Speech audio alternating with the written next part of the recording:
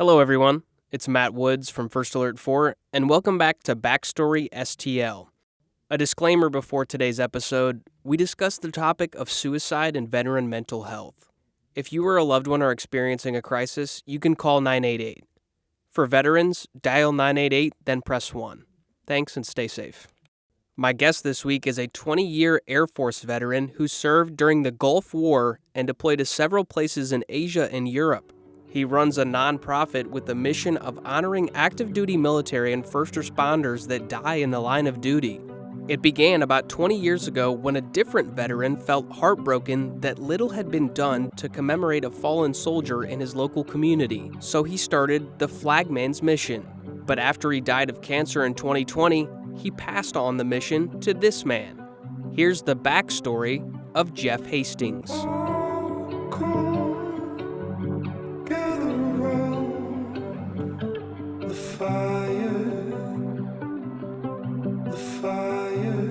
All right, Jeff, well, thanks for your time today, joining the podcast. We're here in Doug's studio, so we got the nice setup over here in O'Fallon. Yep. And so let's start with, the Flagman's mission. What does that mean to you? What is it? Yeah, what is the Flagman's mission? So the Flagman's mission is a nonprofit organization based out of O'Fallon, Illinois, right where we're at. We cover a 400-mile radius, 12 different states. So exactly what it is, or basically what it is anytime somebody serving in the military dies while serving on active duty, or anyone that's a first responder, police officer, or fireman, they're killed in the line of duty, we are notified with the military, we're notified through the Department of Military Casualty Office, letting us know that we have a casualty, active duty casualty in our operating area. And they give us the point of contact for the casualty officer assigned to the family. And once that happens, we reach out to them and we get permission from the family to provide our services and what our services are. Once we have the family's permission, we organize that community, wherever it is, to line the funeral route from wherever the funeral home is or where the funeral service is held to the cemetery with American flags. So it's a community project. It's a way of us providing the community a way to pay honor to a fallen hero from their hometown. The community members want to get involved. They want to help. They may or may not have heard that there was a casualty coming home through their hometown. If they have heard, they want to do something, but they don't know what to do. So we provide them with the opportunity to pay honor to a fallen hero from their hometown by bringing these flags. And we organize them to line that funeral route with American flags. And I'm talking 3x5 flags on 10-foot poles. And the reason we do it is because when that family that's been grieving for so long, because on active duty deaths, from the date of burial to the date of death, it's anywhere from 15 to 35 days from the date of death to the date of burial. So by the time their loved ones come home for burial, that family is just numb from grieving for so long. And they won't remember much at all about the funeral service or the visitation. They might remember a few key points, but that's they're just so numb. But one thing we have found is that they will always do remember that members of their community that they never met before, never knew them, they didn't know them, came out and paid honor to their loved ones by lining that funeral out with American flags that we provided. And my understanding of how this started, it came out of a need. There was a lack of something like this to honor the veterans and the first responders in the community who have passed.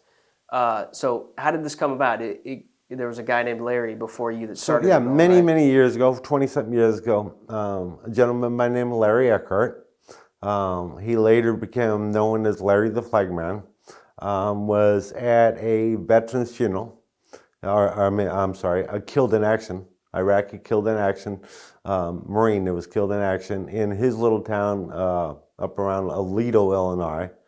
You can Google it on maps because Most people have never even heard of it. Haven't heard of it, yeah. And so he went to this Marine's funeral to pay respect. And the only one was there was him and a few neighbors and the immediate family. And he didn't feel that that was right. He felt that, that soldier that was killed in action, there needed to be more honor, more respect, and patriotism paid towards that soldier. So he went out and bought 30 or 40 flags and put them together and put them in the back of his pickup truck. And anytime a killed in action would come home to his local community or county, he would go out and take a couple people and set the flags up around the cemetery, around the funeral home or the church or whatever. And then later on, it expanded and grown to what it is now. We currently maintain around 3,000 flags. They stay on vehicles ready to roll on minute's notice. And we have followers that help us. There's 3 of us that run this organization. None of us take a dime. And when we get the call, we mobilize and make it happen, because it's the right thing to do. So 3,000 flags, I assume that doesn't fit in just one truck. You probably need we have 2 trucks and a trailer.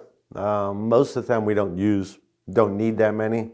Our primary vehicle is a larger vehicle, a retired fire department ambulance that we haul 600 flags in.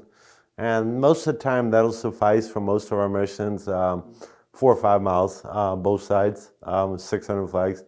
But occasionally we'll get a call for, we have funeral route that's going to be 14 or 15 miles long, and it's a high priority funeral such as a aircraft crash or state trooper murdered in line of duty, something like that.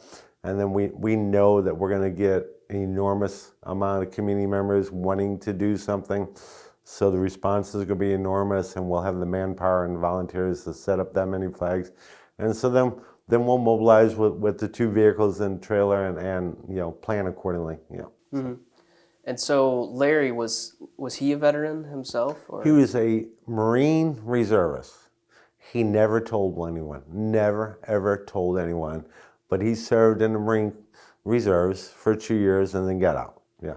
So that a Marine reservist would be somebody who did the training for it, but then never actually went to action. Right. Something like that. Yeah. And so what's your background with the military? So I'm retired Air Force, ammo troop, worked on missiles and bombs. I served active duty, and then I went Air National Guard and retired from the Air National Guard. So I served from 1983 to 2003. Served during the Gulf War.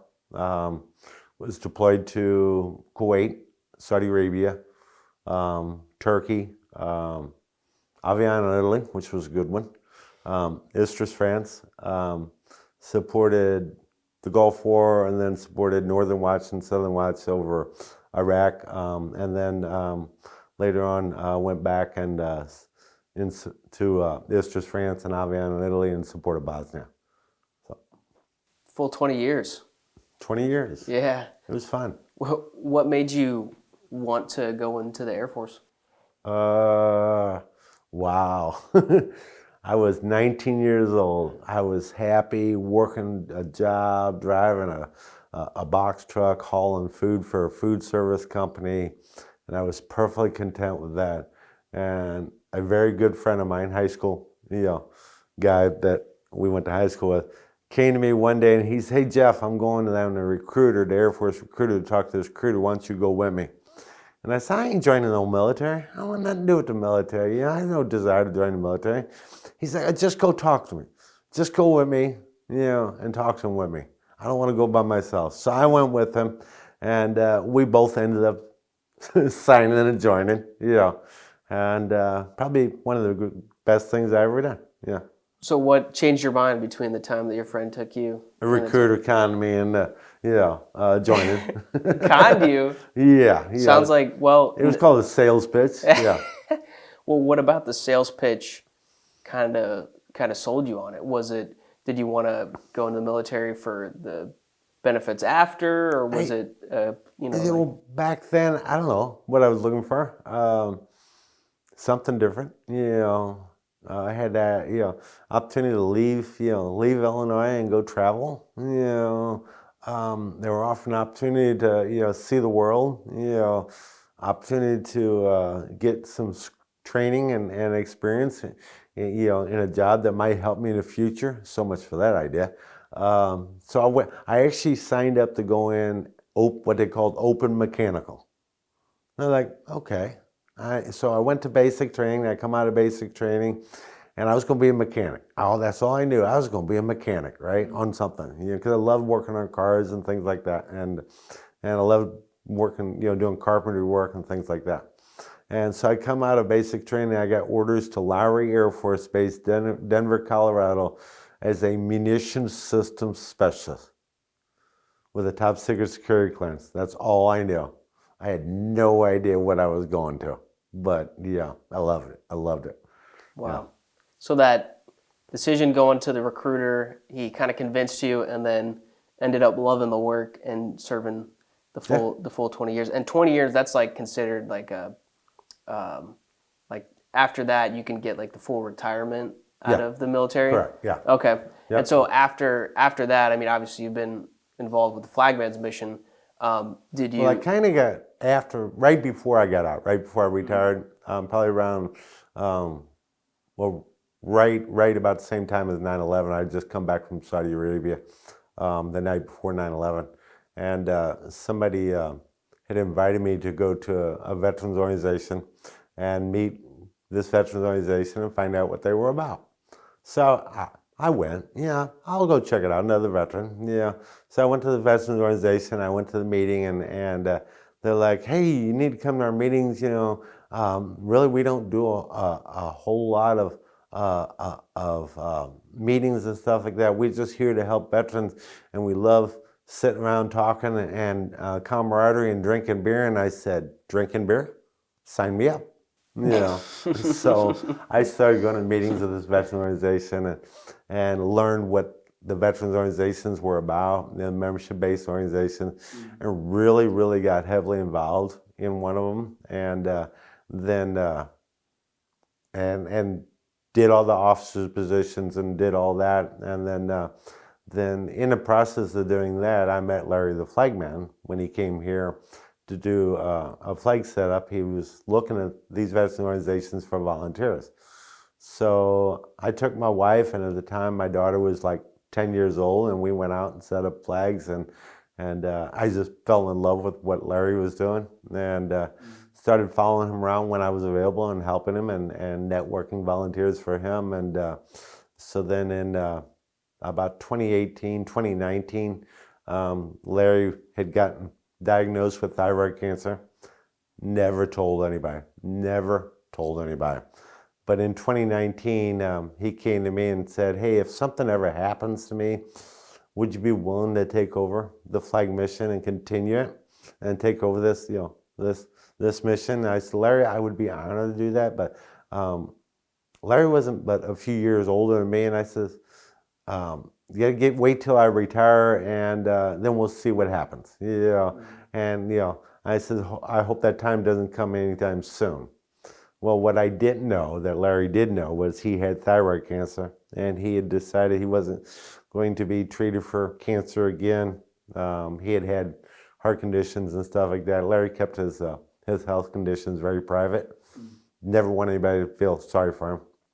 And so in 2019, I was actually forced to retire from my job because of loss of vision from glaucoma, and which I was fine with, And then in March of 2020, Larry died from thyroid cancer, and upon his death, I was notified that he had signed the ownership of his vehicles, that 2 vehicles that he had, and all the flags over to me prior to his death. Yeah. And so that's when we established. I got a couple of people together, and I said, Larry's probably was I loved him to death. He's my dear friend. But Larry was the most disorganized, chaotic person I've met in my life. There was nothing organized about Larry ever. And I said, we've got to create some organization about this.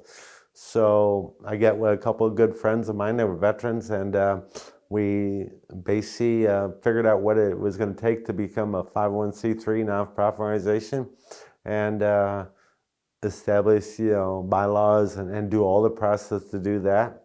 So we started doing that in around April 1st of 2020, and by July 4th was actually our official date of becoming an official organization called the Flagman's Mission Continues. And people ask me, why'd you name it that? Well, we wanted Larry's legacy continue, but we wanted to disconnect from Larry and Larry's name, but yet keep his legacy in line, because he wouldn't want it to be about him. So that's why we named it the Flagman's Mission Continues, to pay honor and keep his legacy going, but not make it about him. So because that's what he would have wanted. Yeah. And so 9/11 happened like towards the end of your service. That obviously started, the 20-year-long war. What was going through your mind when that happened? And being active duty still. During 9/11? Yeah. Well, so I came back from Saudi Arabia the night before 9/11, on September 10th, 2001. Late that night, I come back, and I was deployed with another couple other units because I was with the Air National Guard, and me and the guy had volunteered to go to Saudi Arabia for a period of time to deploy with another unit and support this other unit at the time. And we were supposed to come back a couple days before that, but things got delayed. We don't know why, but things kept getting delayed. So we finally ended up flying military and then switching, flew military airlift into Baltimore, and then switched to commercial transportation and flew commercial from Baltimore to St. Louis. And so I got home the night before. My kids were very young. My youngest daughter was 6 years old at the time, and they knew that Daddy was coming home, and they hadn't seen Daddy in several months, and they were excited about seeing Daddy, but they had to go to school. And so Mom put him to bed that night, and I got in late that night, and me and my buddy went out and had a few drinks because we hadn't been able to drink in months. In Saudi Arabia, no alcohol, right? So we come home, and he crashed at my house, and he was going to go on back home to his house in Northern Illinois the next morning. Well, the next morning, my kids got up, went to school like normal, and my wife was watching the news or something and got a call from her sister wanting to know if I got home, where I was at, and told her to turn on the news. My wife turned on the news, and that was about the time that the report of the first plane had hit the towers. And so my wife woke us up immediately, and we went and planted in front of the TV and got some coffee and watched the second plane hit the towers. And then, of course, the crash in Pennsylvania, Flight 93. Watched that, and I looked at my buddy and I said, "You think we ought to call our guard unit and let them know we're safe and stateside?" Because they didn't know where we were at, right? Because we were assigned with another unit. And so he said, "Not until we've had some breakfast and coffee." So we had breakfast and coffee, and we contacted them. And they immediately reactivated us back out to Scott Air Force Base and needed us on duty immediately in uniform. Oh, wow. Scott Air Force Base was totally locked down. The only one allowed on Scott Air Force Base was active duty military. And they went into the highest threat level you could possibly be at because nobody knew. Nobody had an idea what was going to happen. Right. And what was sad for me was my daughter and son. I said 6 years old and 8 years old. Knew Daddy was going to be home when they got home from school. Well, when they came home from school that day, Daddy wasn't home. They knew Daddy had been home, but Daddy wasn't home. And so that was really difficult. We were locked down on base for 4 or 5 days. And then 4 or 5 days later, I was actually able to come back home and be with my family, enjoy the time with them. So then after that, things escalated and we went to war again. But it happens. It's for the right reason. That's what we do. Trained to do what we do. But then in 2003, I decided I was going to retire. My oldest son had just enlisted in the Air Force. And I had a good idea. We had a good idea we were going to go back to Iraq. And I said, I'm not going back to that desert, and I'm not going back to that desert knowing that my son's also going to be in that desert and putting that burden upon my family by having them worry not only about myself but also my son being deployed at the same time, which was very more likely than not likely to happen. So Right. I retired, and he joined and enlisted, and he deployed many a times. And 20 years later, about a year ago, he retired from the Air Force. So, legacy continues. Yeah, the legacy continues. Yeah. And will he help you with Flagman's mission? My son? Yeah. No, he's actually in Georgia. Oh, okay. He's raising a family down in Macon, Georgia. Yeah. Okay. Well, Yeah. maybe if they start one down there, he can take the lead on it. And then I have my youngest daughter actually later on joined the Army and served 8 years in the Army. And she's an Army veteran now, got out after 8 years. And she's in Corsicana, Texas, married to active duty Army soldier. And she helps out with the flag mission when she's in this area or whatever. We've talked about expanding it to Texas. Because right now, as far south as we go is Little Rock. Mm-hmm. So we've talked about setting up another mission location with her and her husband in a couple years when he retires, and maybe expanded, to where, we would have a flag mission, the Flagman's mission continues of Texas or something like that, and have another 400-mile radius to cover. So we'll see. Something to look at maybe in the future. Yeah. So with your personal experience in the military, you've been able to understand why it's important to do the work that you do and honor the people who have served the country or their local community. So, what did you learn in the military of I didn't why? learn anything in the military. Come on. Well, what made you so passionate about? So the military teaches you not only be organized and precise in what we do. Like if the manual, like let's say you're working on an aircraft. Okay, if the manual on working on that aircraft says turn that screw 1 1/8 turn. You turn that screw 1 1/8 turn, not 1 2/8, not 1 3/8. You turn it 1 1/8 turn for a specific reason. So the military trains you to be extremely detailed to following directions.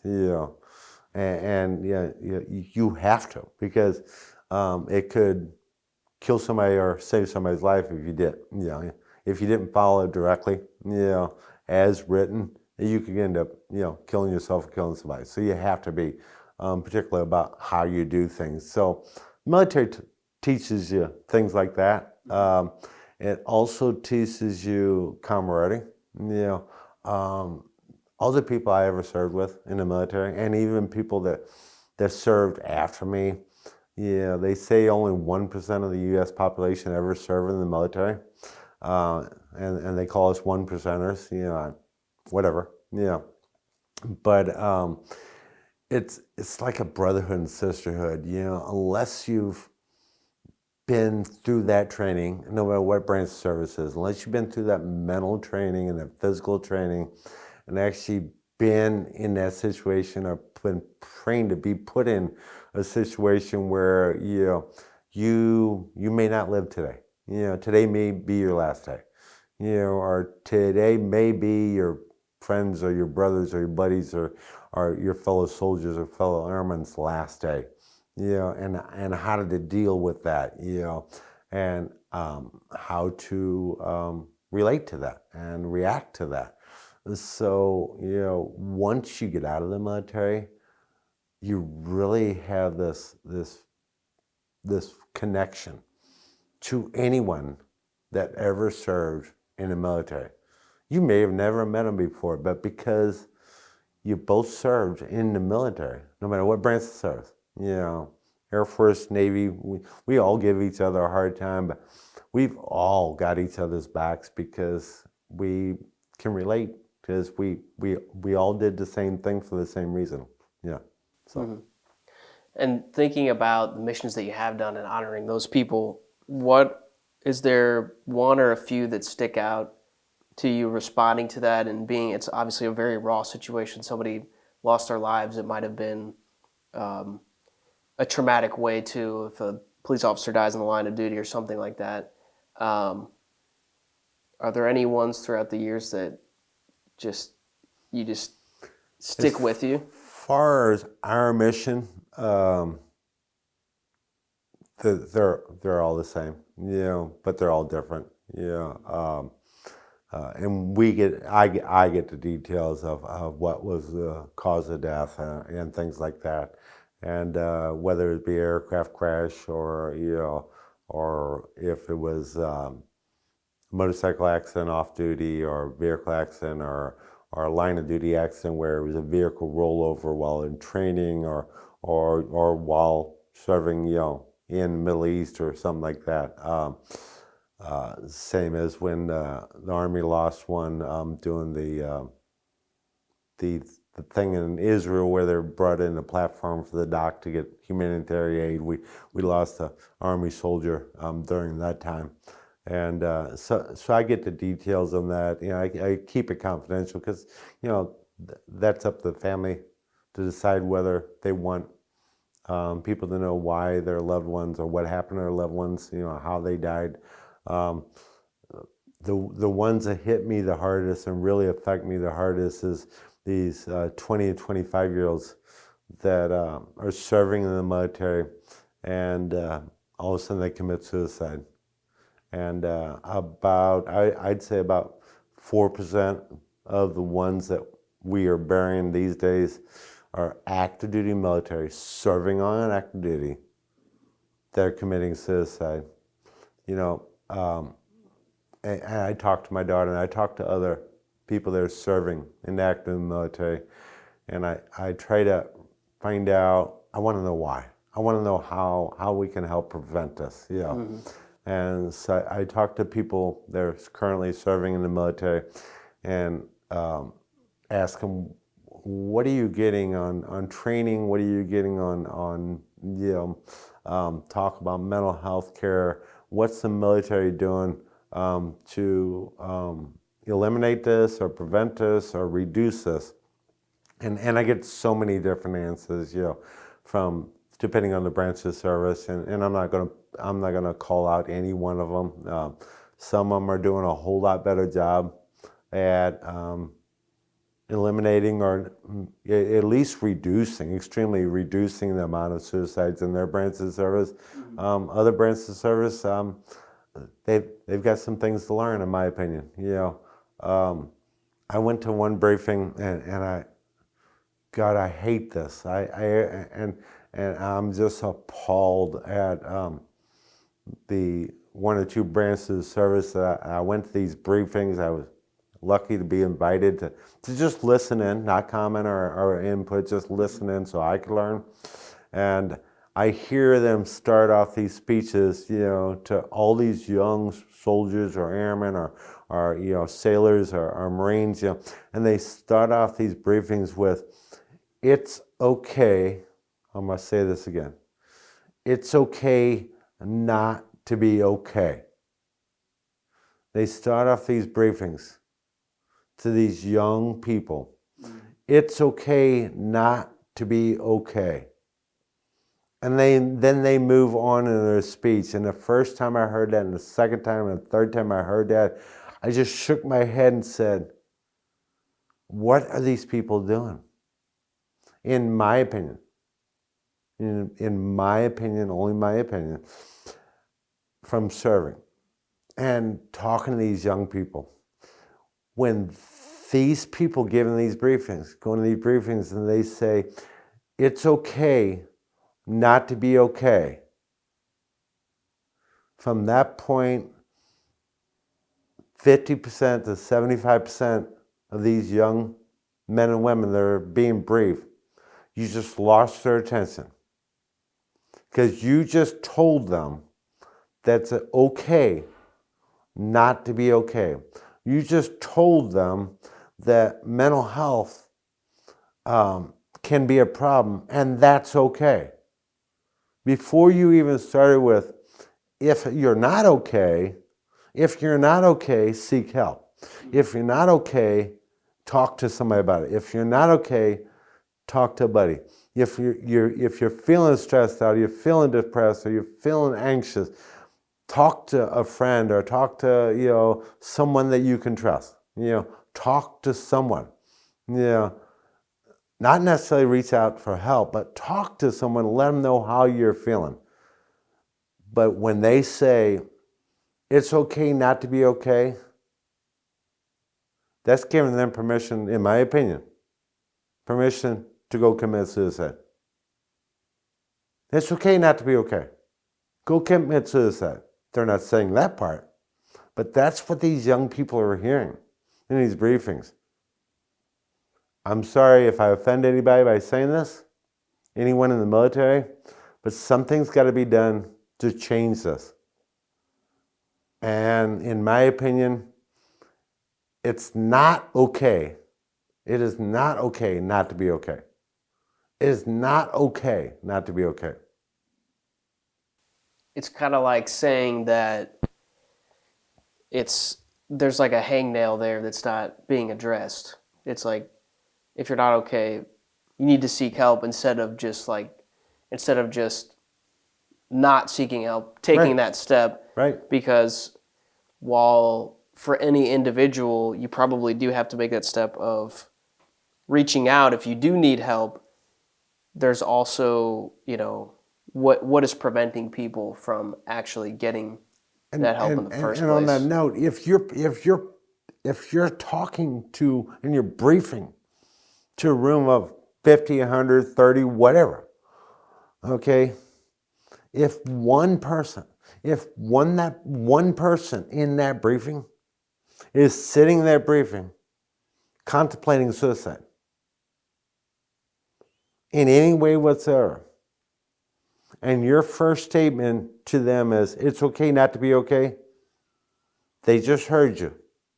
And that's all they heard. And you just gave them permission to carry out what they've contemplating. Not the way to do it, in my opinion. So you think there's like a breakdown in messaging from the people who are in charge of like that part of military for veterans? Because obviously you have a population that is at an increased risk of having some severe mental health conditions that can often lead to suicide, increased access probably to firearms. Most veterans are gun owners.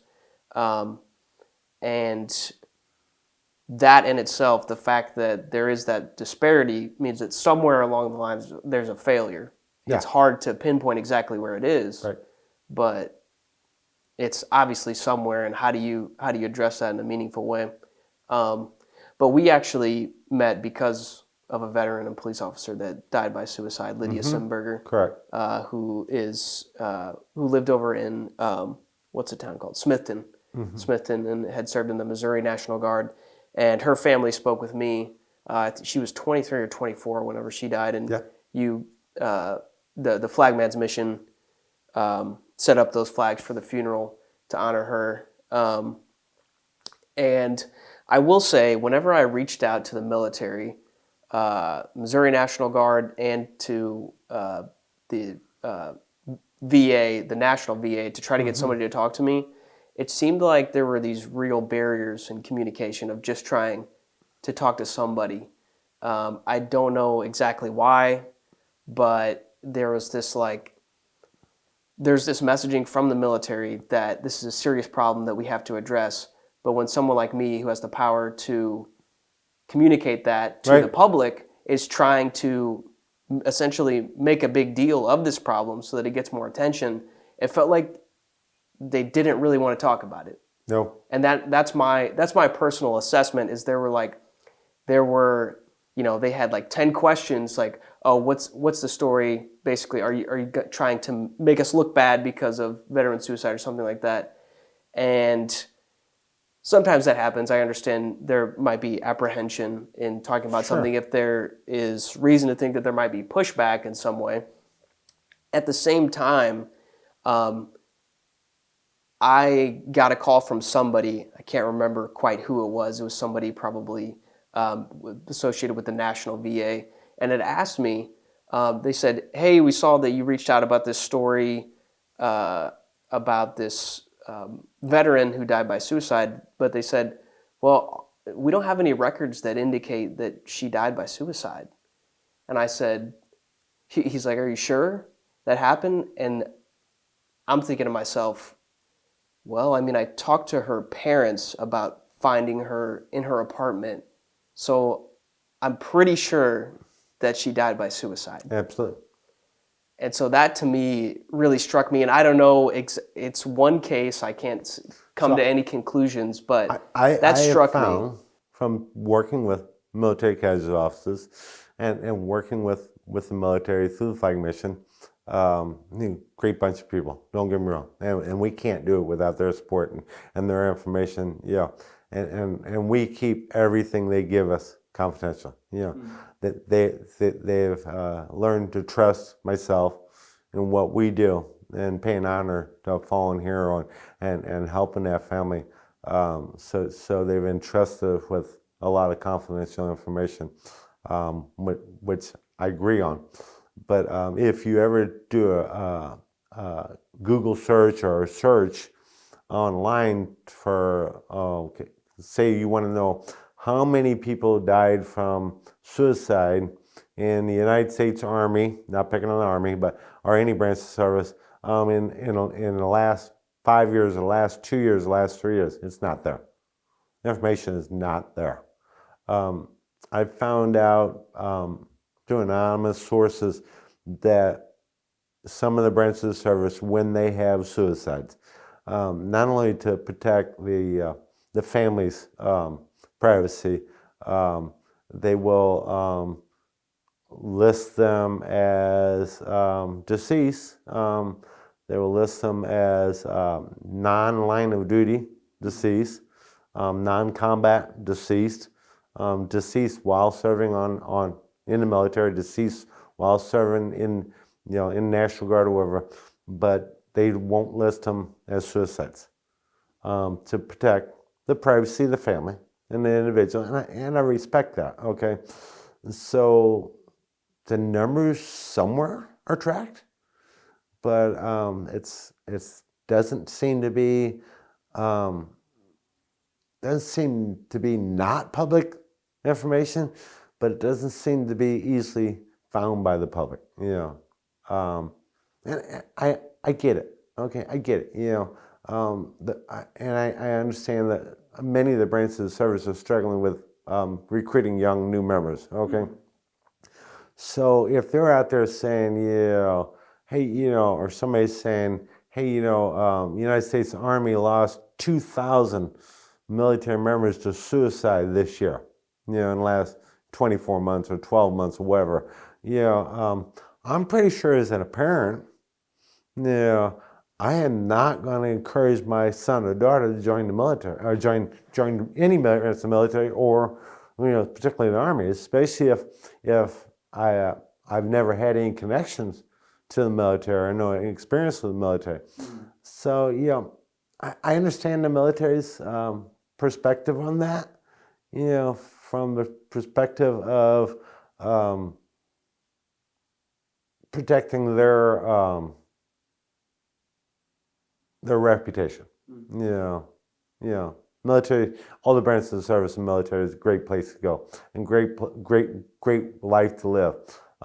It's for some people and some ain't, and some people it's not for. Yeah. We're gonna get you to sign up here in a couple months, right? I've got my career now, but you never know where it could You never turn. know. You could extend your career. How old are you? 25. So I believe the cutoff is 34 now. So you got Oh, plenty really? of time. Yeah, they Okay, there you go. increased cutoff. So you got plenty of time to think about joining. Am I in good enough shape? You think? You think I can What's pass that? all the? You think I can pass all the boot camp I training? did it when I was 19. Why couldn't you? I say in okay shape, so I could probably get there. But it was a great opportunity, and it's a great opportunity for a lot of people.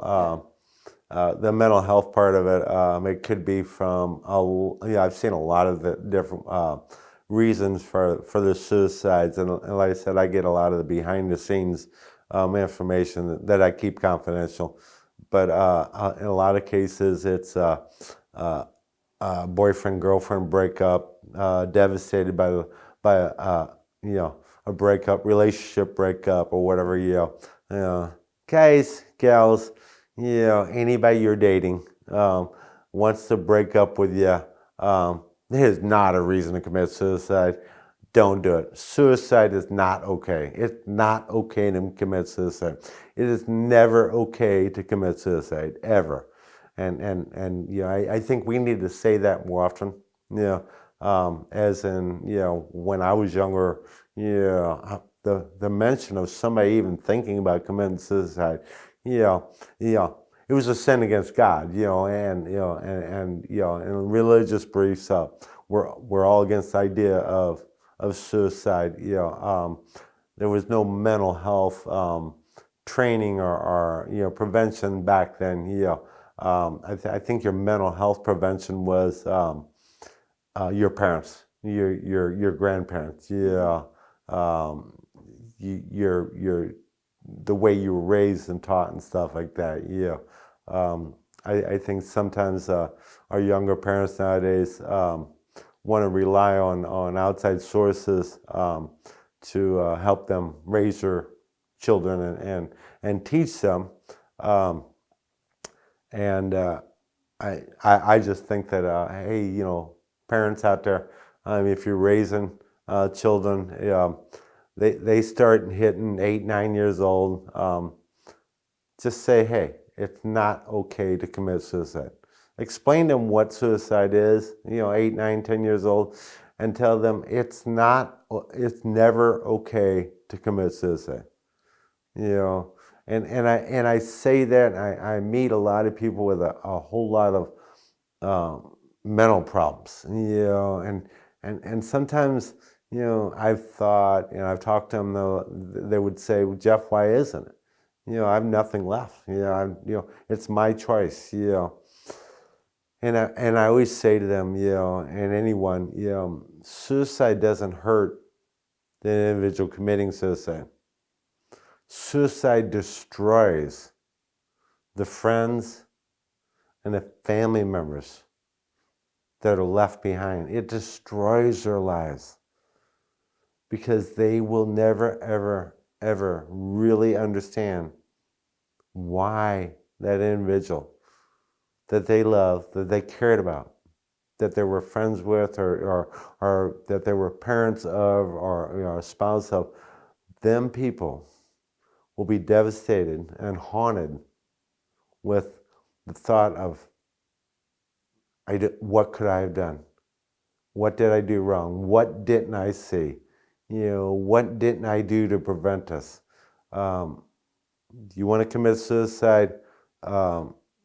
Wait till you're 102 years old and you have no living relatives or friends. Okay, then I still do not condone it and will not condone it. Right. The ripple effect is really absolutely.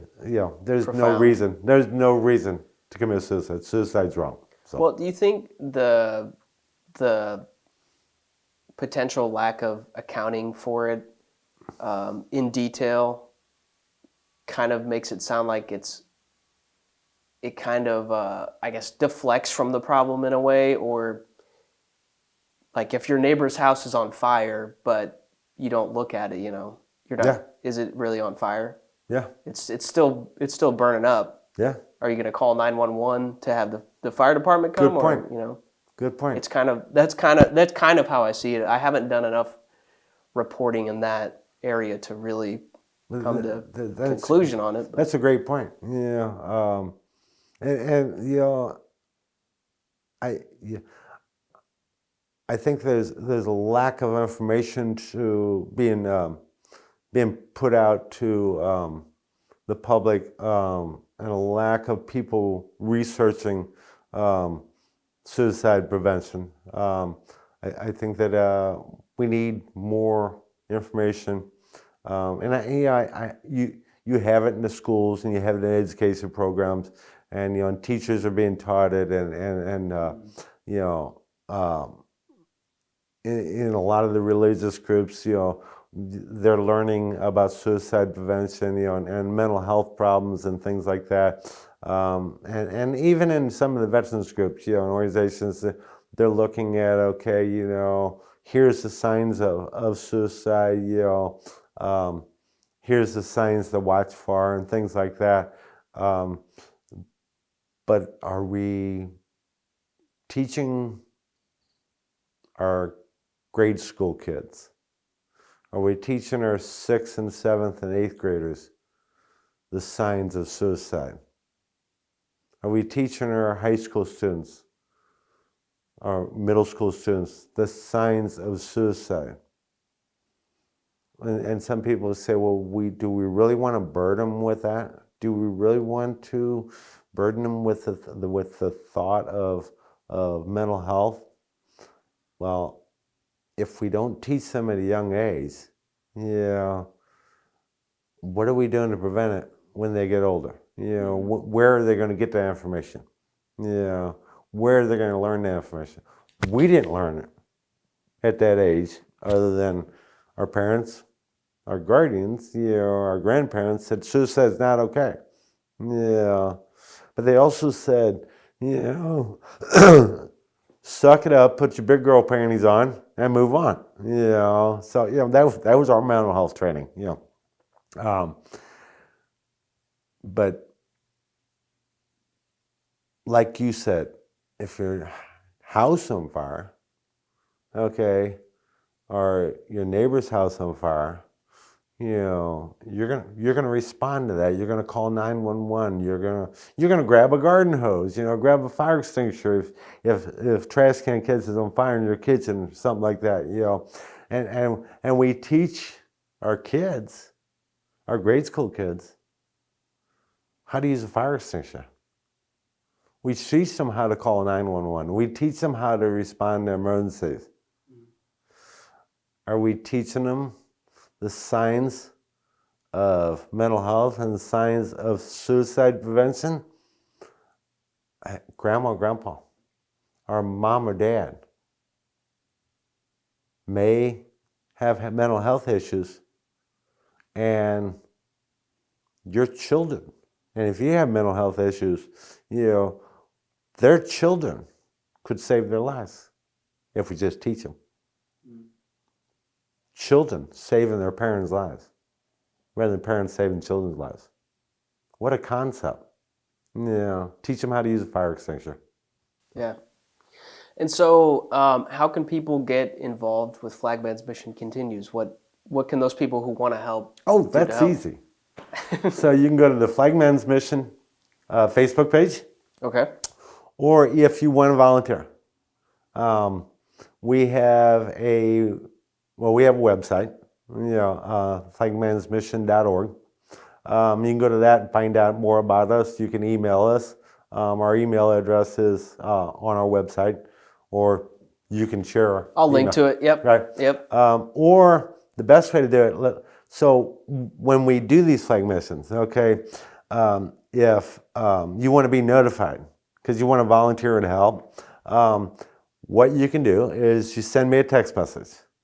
So you text me your name, Matt Woods, 555-1212. I know what number is coming from. How did you memorize my number? You send me a text message and you said, Matt Woods, Flagman's Mission. Okay. When you send me that text message, I will put you in my database. Your list.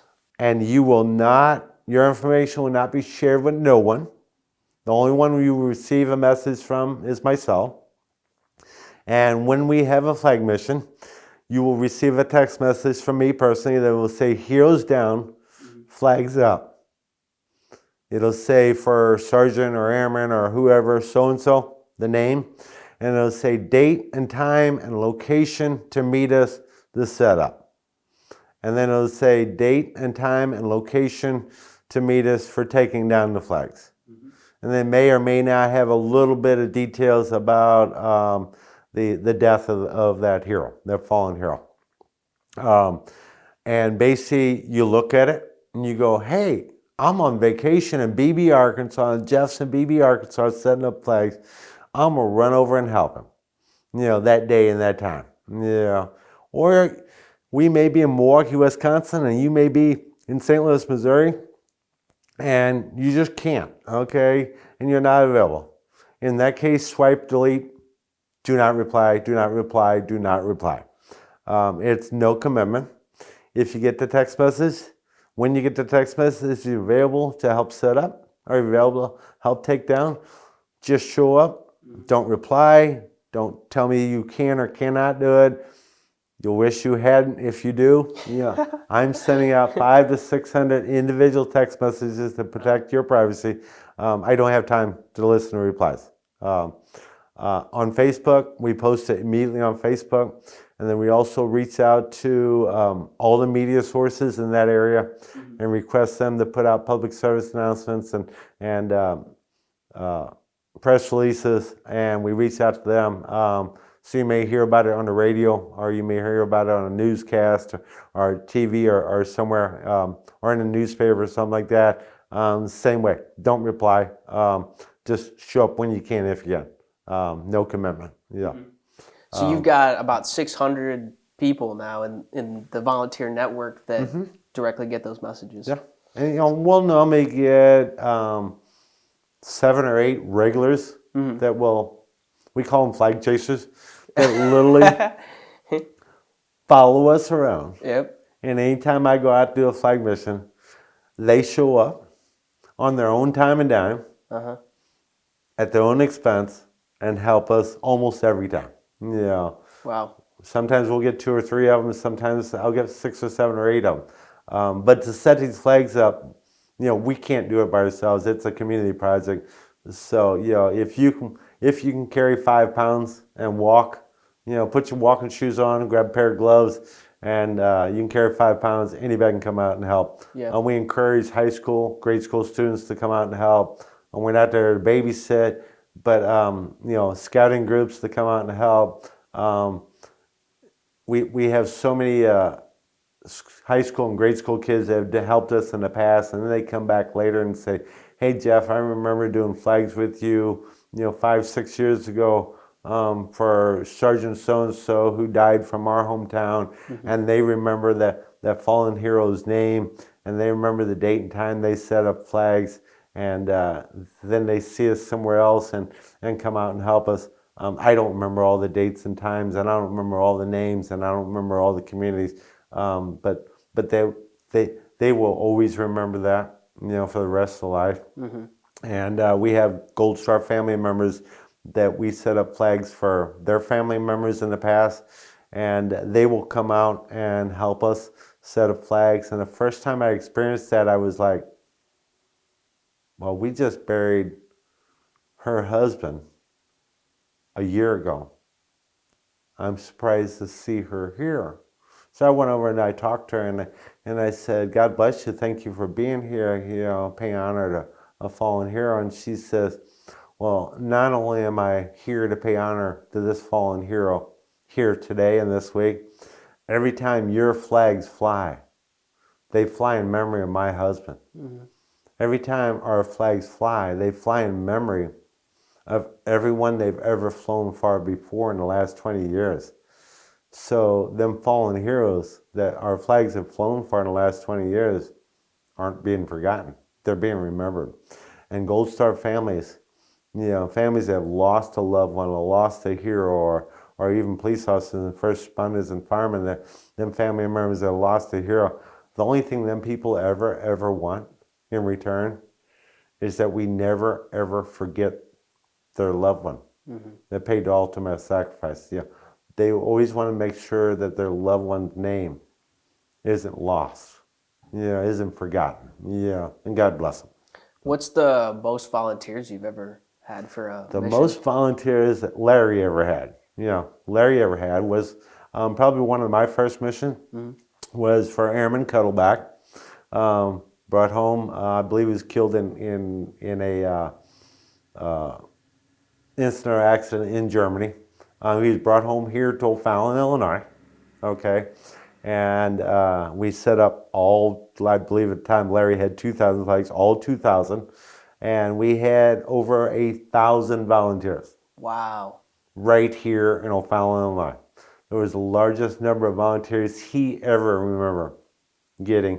And a lot of them were from active duty military, from Scott Air Force Base, local communities, veterans organizations. And we set up flags lining the highway from Scott Air Force Base in O'Fallon one day, and then they brought him in, escort, and then the next day we took down the flags and relocated them from the middle of the community here where the funeral service was to the north of town where the cemetery was, and no one touched more than 3 flags on that setup. It was enormous, Since then, probably the largest volunteer that I've had 200, 300, 400 volunteers, depending on the cause of death, which is sad, but I get it. If it's killed in action, or if it's a major publicized aircraft crash. We had an Osprey, crash. We have several Osprey crashes that we've done, but we had a female pilot that was Marine pilot that was flying an Osprey that was killed over in Australia and was brought home to Belleville, Illinois, about a year and a half ago. And we probably had about 300 volunteers for that. So, Americans are patriots. They're going to come out and help us. They really are. Yeah, to honor that person. Well, I think that's a pretty good place to stop. Appreciate your time. I'll make sure to link to the Flagman's Mission Continues if anybody wants to get involved, and good luck on the mission. We're going to continue. Always looking for money.